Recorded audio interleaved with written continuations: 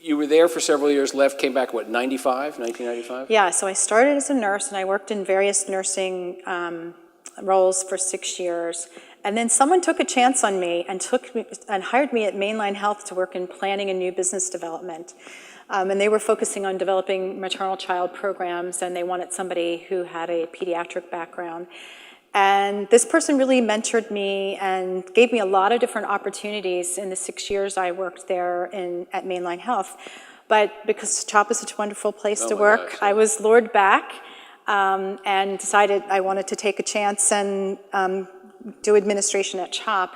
And I was hired back to oversee the home care department and to create a case management department. And I knew that home care was ready to close because they had lost so much money that they were going to actually close that whole division. Mm-hmm. And they said, well, if you come back, could you help us get it back on track? And in a year, I was able to take it from losing $700,000 to making more than $1.2 million. Wow.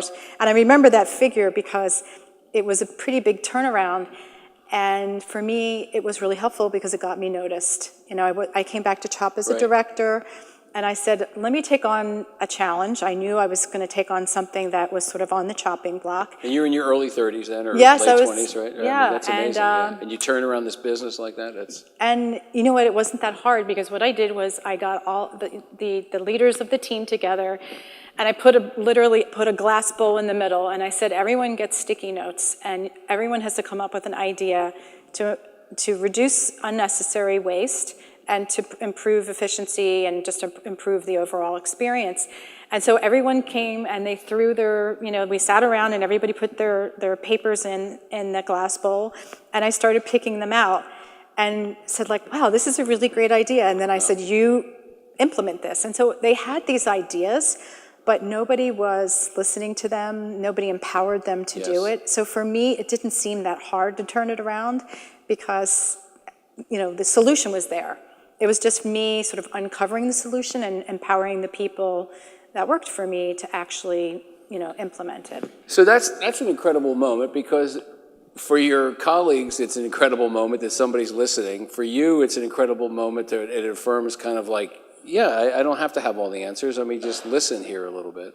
Yeah, actually, that's a great lesson for anyone who's a leader. If you think you're going to have all the answers, you might as well pack up and not come in because what you're going to do is listen to the people who know more than you, who are often on the front lines or engaged in the work. Mm-hmm. So it was a good lesson for me to listen to people, to not think that I could fix everything.